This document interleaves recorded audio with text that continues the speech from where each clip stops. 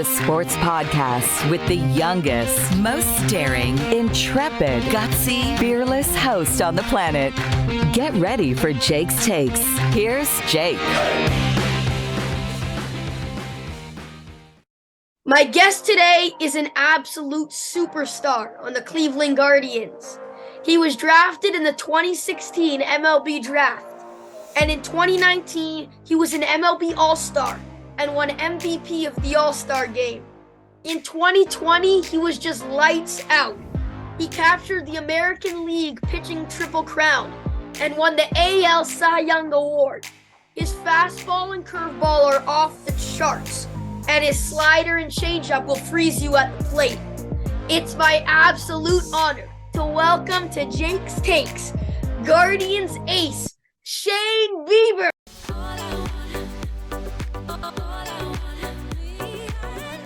What's up, Shane? How you doing?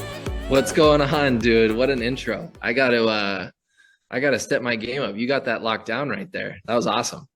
You deserve it. And by the way, first of all, happy holidays to you and your family.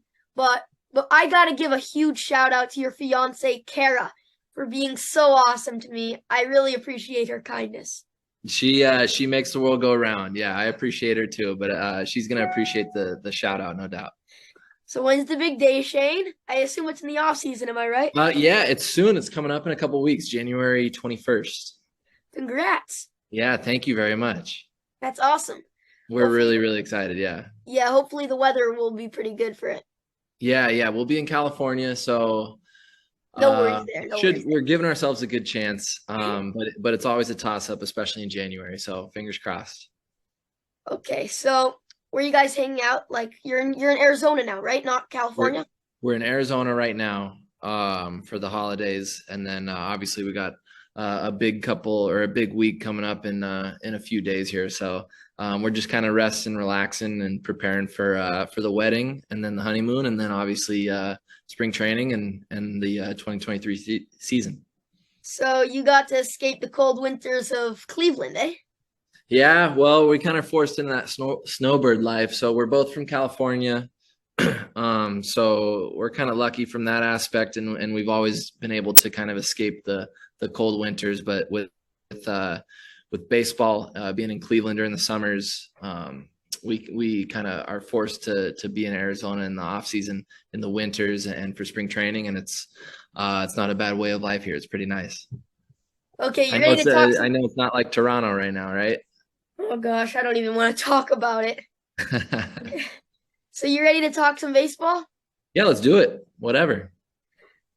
So before we start talking about your incredible pitching, I want to talk to you about a special accomplishment you recently just won.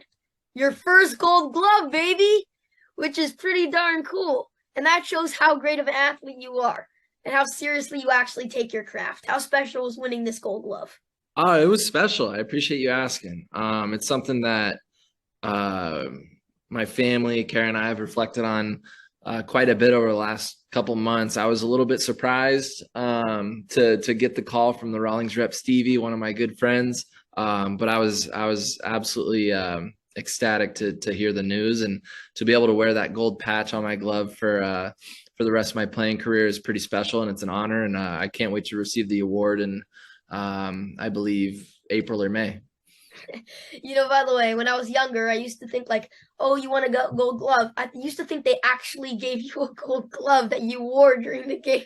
No, well, they give you one, but you can't wear it during the game. So what I found out when I've seen a couple of teammates win them is it's they use your exact glove, whatever model that you like to use, and whether it's I was already with Rawlings, so Heart of the Hide or Pro Preferred, and they played it in gold, and so that they on the actual trophy, there's a little stand, and it's a real glove just plated in gold that you can take on and off and actually put on your hand. So it is pretty cool. I guess you could play with it, but I don't know if I'll be the first one to do that.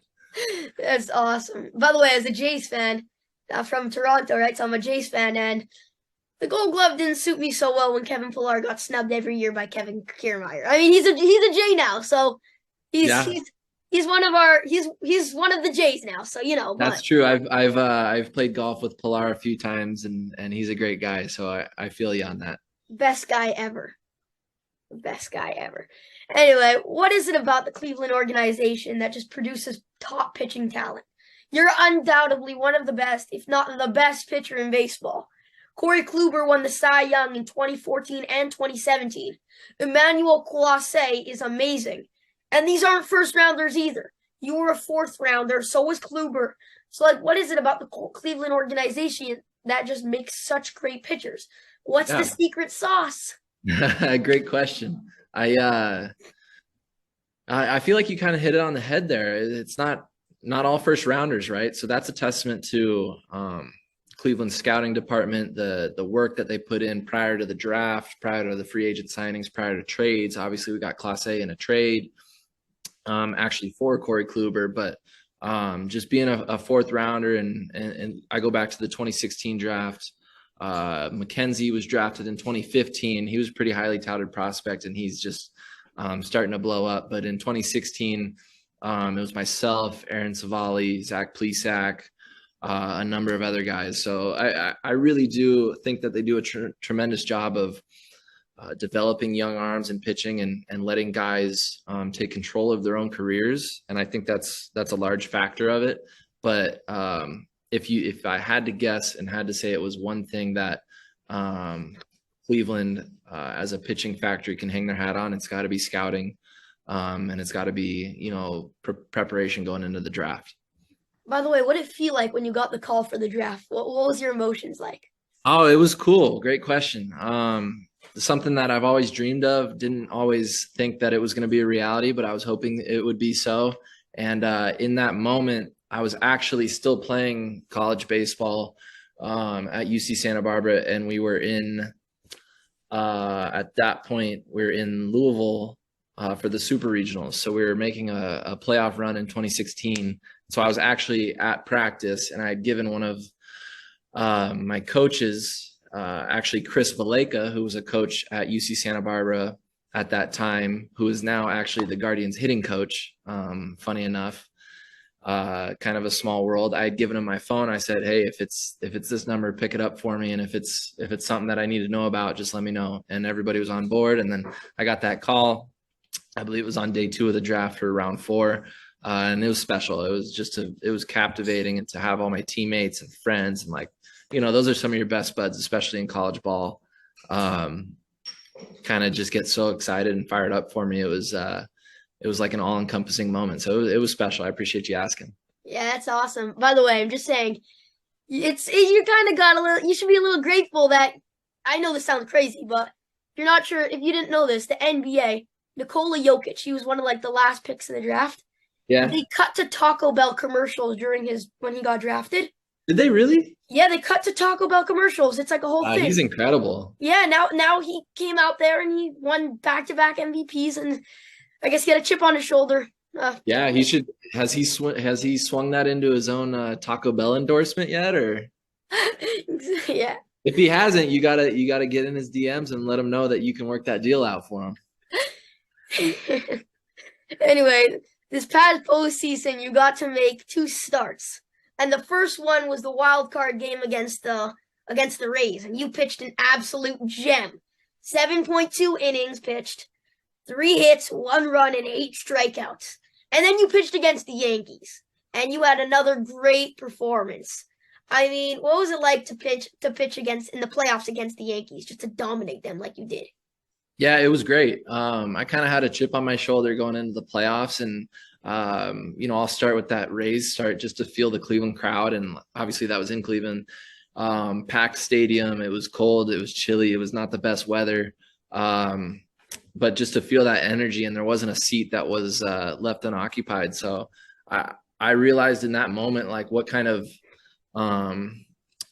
player that I was and wanted to be. And that was a guy that felt and fed off the energy of the crowd. So whether that's in a hostile environment in New York, or if that's, in a different environment in Cleveland with all that support and all those fans rallying behind you, you can kind of find a way to muster it up and use it to your advantage. And so in that Cleveland start, it was apparent right away how much it meant to the city, how much it meant to my teammates and myself. And it was just a lot of fun, and I enjoyed the moment. And then moving on to that New York start, didn't start off so great.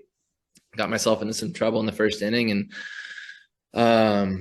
ended up just kind of digging my feet into the ground and saying I didn't want it to happen like that. So especially in New York and in that environment, it was a lot of fun to be able to turn around and end up, I think we went into extra innings. I think it was 10 total. And we came away with the victory. So that was awesome. By the way, speaking of the Yankees, everyone's talking about Aaron Judge and the ridiculous season he had. And I think you actually struck him out to start that game. But just how good of a hitter is Aaron Judge? Like, what goes through your mind when he's walking up to the plate? He's special. He can do damage on any pitch at any given time. So like, he's so big and so strong, and he's got such great zone awareness that he doesn't really chase too often. And so once you see him take that bat off his shoulders and make a go at the pitch, it's a dangerous thing.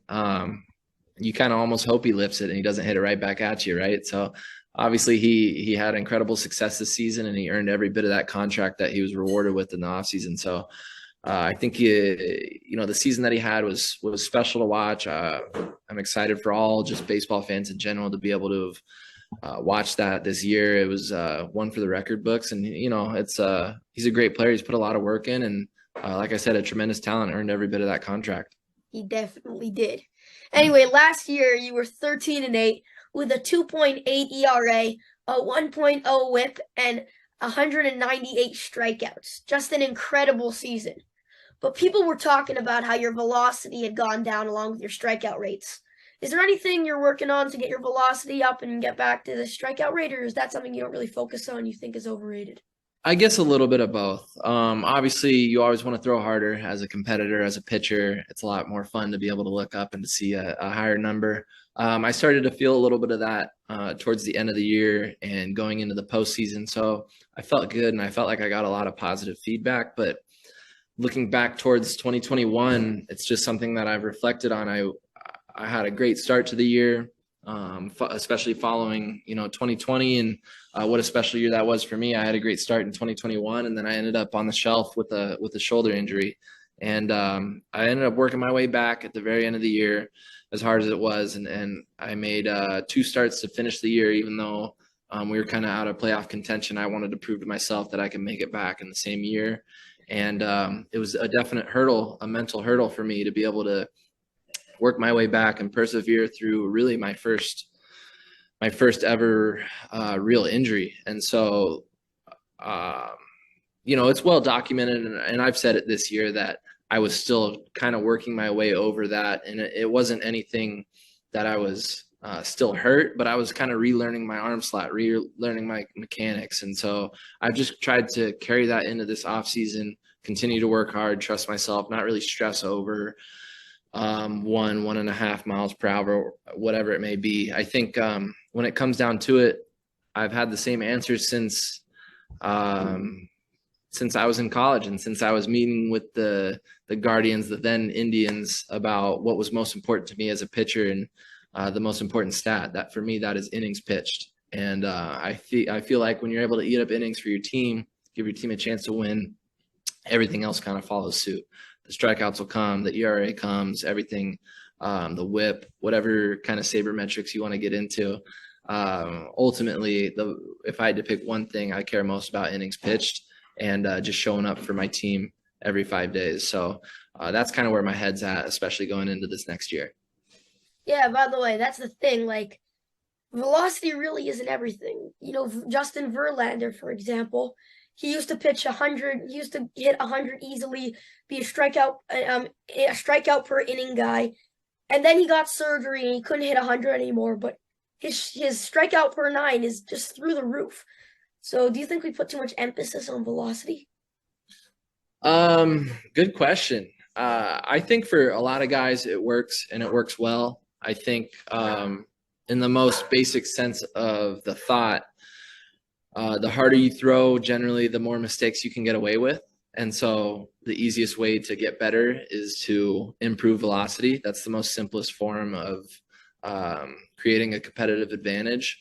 But that's not to say that that's the only way to do it. And for me, it all comes from pitch tunneling and sequencing and kind of just trying to outwork the hitter from at bat to at bat. So I guess yes and no. I wish I could give you a more polarizing like take on that, but the truth is velocity does help. And it allows you to create more of a margin for mistakes. And so maybe we do put a little bit too much emphasis on it, but I think it's coming from a good reason, but we just can't forget about what makes a good pitcher a good pitcher. I think our oldest Chapman would agree. By the way, last question. I want to talk to you about Jose Ramirez. In the minors, he was a guy with 300, could steal some bases, but wasn't much of a slugger. Actually, he was only slugging 411 in the minors. So, and in the beginning of his major league, he was in his major league like debuts and stuff. He was pretty much doing the same thing. And then he turns 23, and you know how it goes.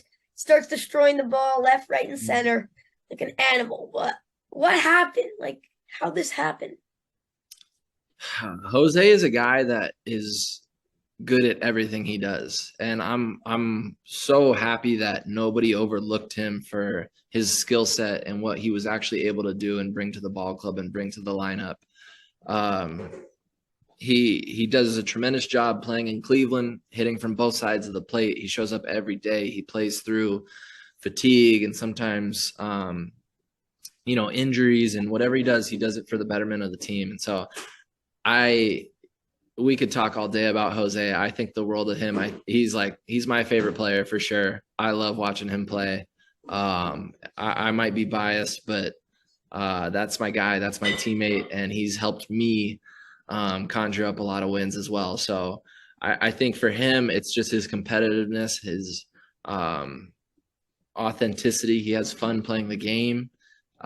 He doesn't take any day for granted. And like I said, he, just as Aaron Judge, he earned every bit of that contract. And I know he wanted to stay in Cleveland, and myself, including all of my teammates, were thankful he did.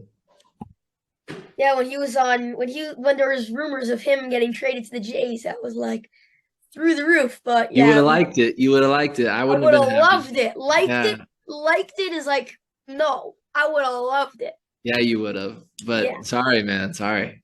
We're keeping. It's good. It's good. Shane, huge thank you for coming on my show today and giving me this experience I will never forget. Did you have fun with me today? I did, Jake. I want to commend you for all the work that you've put in. You got an awesome show you're running here, and it's truly, truly impressive what you're doing. So keep up the hard work, and maybe I'll see you again. Of course. Thank you so much.